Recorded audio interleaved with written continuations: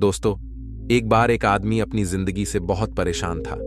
वह हर वक्त अपने आप को कोसता रहता था कि क्या जिंदगी मिली है, मुझे क्या जीवन है, सारी परेशानी मेरे साथ ही है, हर दुख मुझे ही आकर घेरता है, हर झंझट मेरे ही सर पड़ता है। एक दिन इसी तरह अपने आप को बैठा हुआ कोस रहा था कि क्या किस्मत है मेरी, क्या जिंदगी है मेरी। तभी अचानक एक बाज अपने शिकार को पंजों में दबाए हुए एक पेड़ पर आकर बैठ जाता है और वहीं पर अपने उस शिकार को खाने लग जाता है। ये परेशान इंसान जब उस बाज को देखता है तो कहने लगता है कि क्या जिंदगी है इसकी, क्या जीवन जी रहा है। ना इसे खाने की चिंता, ना पीने की, ना पहनने की, और ना ही परिवार की शिकार करता है, और मस्त खुली हवाओं में कभी इधर घूमता है, कभी उधर घूमता है, सारे दिन आसमान में उड़ता रहता है। असल जिंदगी तो यही है, जिंदगी तो यह जी रहा है। और फिर वह आसमान की तरफ देखकर जोर जोर से चिल्लाता है कि काश मैं भी एक बाज होता तो मुझे भी कोई दुख ना होता, मुझे भी कोई परेशानी ना होती, काश मैं भी एक बाज होता। जब वह 2 से 3 बार जोर जोर से चिल्लाता है कि काश मैं भी एक बाज होता तो मुझे भी कोई दुख ना होता, मुझे भी कोई परेशानी ना होती, तो अचानक आसमान में बिजली कड़कने लग जाती है और आसमान से आवाज आती है कि हे आदमी, क्या ये हमने सच सुना कि तू हमारी दी हुई जिंदगी से परेशान है और तू एक बाज बनना चाहता है। तो इस आकाशवाणी को सुनकर यह इंसान हैरान रह जाता है और आसमान की तरफ देखकर कहता है कि हाँ, मैं सच में अपने इस जीवन से बहुत परेशान हूं, क्योंकि हर परेशानी मेरे साथ ही है, हर दुख मुझे ही है, हर तकलीफ मेरे ही साथ है। तो आसमान से फिर आवाज आती है कि हे इंसान, एक बार फिर सोच ले, हमने तुझे बड़ी प्यारी जिंदगी दी है, लेकिन अगर फिर भी तू चाहता है कि हम तुझे बाज बना दें तो हम तुझे बाज बना देंगे, लेकिन अगर एक बार हमने तुझे बाज बना दिया तो फिर हम तुझे बाज से इंसान दोबारा नहीं बनाएंगे। तो यह आदमी तुरंत जवाब देता है कि मैंने अच्छी तरह से सोच समझ लिया है कि मुझे बाज ही बनना है, और एक बार बाज बनने के बाद मैं दोबारा कभी नहीं कहूंगा कि मुझे इंसान बनना है। तभी ऊपर से आवाज आती है कि जैसे तुम्हारी मर्जी, और वह इंसान बाज बन जाता है। बाज बनते ही वह इंसान खुली हवाओं में उड़ने लगता है, कभी उड़ता हुआ इधर चला जाता है, कभी उड़ता हुआ उधर चला जाता है, और सोचता है क्या मजे की जिंदगी है। असल जिंदगी तो यही है, ना कोई चिंता, ना कोई परेशानी, ना कोई डर। वह सारा दिन ऊंचे आसमान में उड़ता रहता है, 2-3 मिनट पंख मारता है, उसके बाद पंख मारना बंद कर देता है और लंबे समय तक हवाओं में तैरता रहता है। इसी तरह हवाओं में तैरते हुए शाम का समय नजदीक आ जाता है तो वह सोचता है कि मेरे पास रहने का एक ठिकाना भी होना चाहिए, मेरा अपना एक घर होना चाहिए जहां मैं रात में आराम कर सकूं।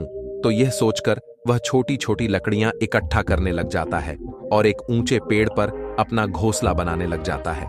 एक एक लकड़ियां इकट्ठा करके वह अपने लिए एक सुंदर सा घोंसला तैयार कर लेता है और रात में उसी में सो जाता है और सोचता है सुबह उठकर शिकार भी करूंगा और सुबह उठकर फिर से मौज मस्ती भी करेंगे, खुली हवाओं में उड़ेंगे। सुबह होते ही वह शिकार की तलाश में निकल पड़ता है, हवाओं में उड़ता रहता है, ऊपर से जाकर देखता है कि कहीं जमीन में मुझे कोई शिकार नजर आए तो मैं तुरंत जाकर उसे दबोच लूं और वहीं पर खा लूं। लेकिन उसे कोई शिकार नजर नहीं आता।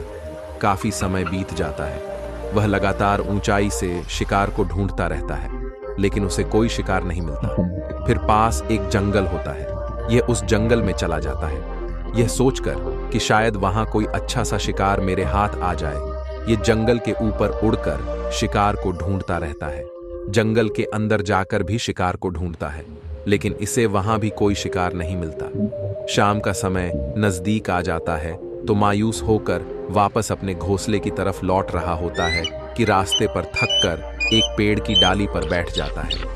जब यह उस पेड़ की डाली पर बैठा होता है तो उसकी नजर एक बीमार चिड़िया पर पड़ती है जो कि घायल अवस्था में होती है। ये तुरंत जाकर उसे दबोच लेता है, उसके पंख निकालकर अलग कर देता है और उसे खा जाता है। उस चिड़िया को खाने के बाद वह अपने घोंसले की तरफ उड़ जाता है और रास्ते में सोचता है कि चलो बीमार चिड़िया ही सही, लेकिन कुछ तो खाने को मिला। वह अपने घोंसले पर पहुंचकर आराम करने लगता है और सोचता है सुबह एक अच्छा सा शिकार पकड़ूं और अपनी भूख मिटा लूंगा। जैसे ही सुबह का प्रकाश होता है यह निकल पड़ता है, अपने शिकार की तलाश में हवा में उड़ता रहता है, लेकिन आज फिर कोई शिकार इसके हाथ नहीं आता। काफी समय बीत जाता है। यह ऊंचाइयों पर जाकर अपनी तेज नजरों से शिकार को ढूंढने की पूरी कोशिश करता है, लेकिन इसे कोई भी शिकार नजर नहीं आता।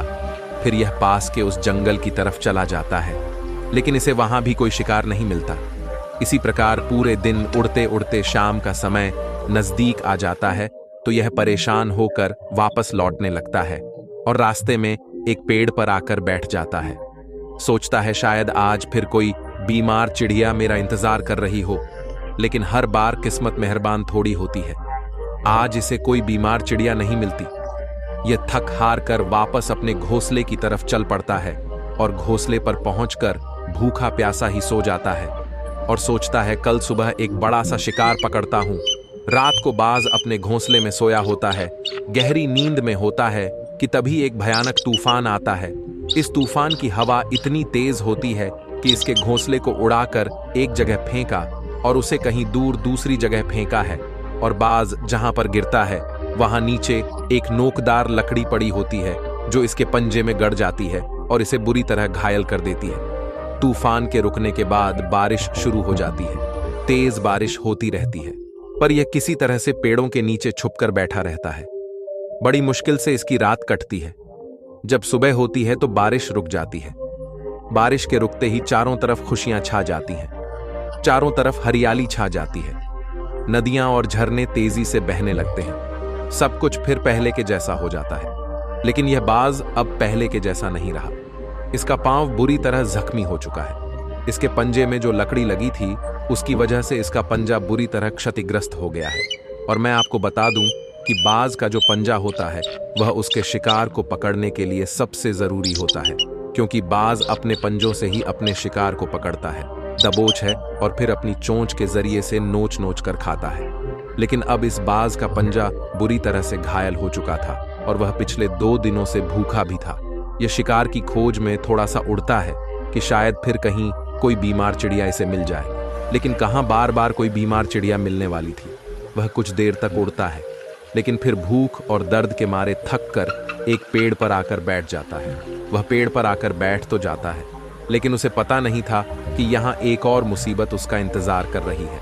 और वह मुसीबत यह थी कि 10-12 गिद्धों का एक झुंड मिलकर इसे परेशान करने लग जाते हैं। इसके ऊपर आकर इसके घाव में चोंच मारने लग जाते हैं। उन्हें भी पता चल जाता है कि यह बाज घायल है और भूख की वजह से कमजोर भी है। यह बाज उनसे बचने के लिए थोड़ा सा उड़ता है और फिर जाकर बैठ जाता है। उनसे पीछा छुड़ाने की कोशिश करता है, लेकिन वह फिर इसके पीछे आ जाते हैं तो ये फिर उड़कर थोड़ी दूर चला जाता है, लेकिन वे इसका पीछा नहीं छोड़ते और बार बार इसके पास आकर इसे परेशान करते हैं। गिद्ध अक्सर बाज के साथ ऐसा करते हैं, लेकिन फिर बाज भी उनके साथ एक खेल खेलता है। जब गिद्धों का झुंड बाज को परेशान करता है और उनका पीछा नहीं छोड़ता तो बाज हवा में सीधी उड़ान भरने लग जाता है। वह तेजी से सीधा ऊपर की ओर उड़ने लग जाता है। गिद्ध भी उसके पीछे उड़ते हैं, लेकिन कुछ देर तक उड़ने के बाद गिद्ध ऐसी ऊंचाई पर पहुंच जाते हैं जहां पर उन्हें ठीक से ऑक्सीजन मिलनी बंद हो जाती है। उनका दम घुटने लग जाता है, उनकी सांस रुकने लग जाती है। तो फिर वो वहां से ऊपर नहीं जा पाते, पर क्योंकि बाज तो बादलों से भी ऊपर उड़ सकता है, इसीलिए वो तो ऊपर चला जाता है, लेकिन गिद्ध वहां से ऊपर नहीं जा पाते और वो नीचे आने लगते हैं। तो इस तरीके से बाज उनसे अपना पीछा छुड़ा लेता है, लेकिन ऐसा करने के लिए, इतनी ऊंची उड़ान भरने के लिए इस बाज के पास उतनी ताकत नहीं थी, क्योंकि यह भूखा भी था और घायल भी था।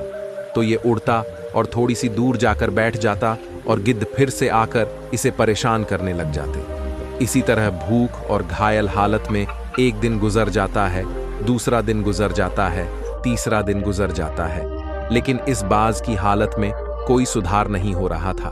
वह बद से बदतर होता जा रहा था। चौथे दिन जब यह बिल्कुल खत्म होने पर आ जाता है, इसके अंदर बिल्कुल ताकत नहीं बचती और इसका शरीर इसका साथ छोड़ने लगता है।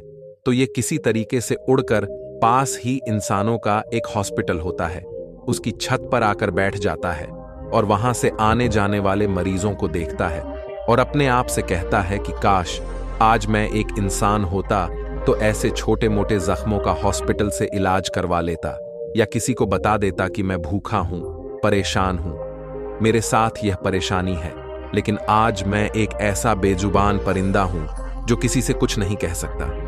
किसी को अपना दुख नहीं बता सकता, किसी से कोई मदद नहीं मांग सकता। यही बात सोचकर वह उसी छत पे अपना दम तोड़ देता है। वह अपनी जान की कुर्बानी तो दे जाता है, लेकिन साथ ही साथ हमें यह सीख भी दे जाता है कि आपको जैसा बनाया गया है, आप जैसे भी हो, उसी में खुश रहो और उसी में बेहतर करने की कोशिश करते रहो। ना कि इस बात से परेशान रहो कि काश मैं ऐसा होता, काश मैं वैसा होता, काश मैं यह बन जाऊं। आपको जैसा भी बनाया गया है, आप उसी में अपना सर्वश्रेष्ठ करने का प्रयास करते रहो। दोस्तों, ये कहानी तो काल्पनिक है, लेकिन हमें जीवन का एक बहुत ही महत्वपूर्ण नियम सिखाकर जाती है कि हम जैसे भी हैं, अच्छे हैं, बस हमें उसी में अपना सर्वश्रेष्ठ करने का प्रयास करते रहना चाहिए। अगर वीडियो अच्छी लगी हो तो वीडियो को लाइक करें और चैनल को सब्सक्राइब करें। धन्यवाद।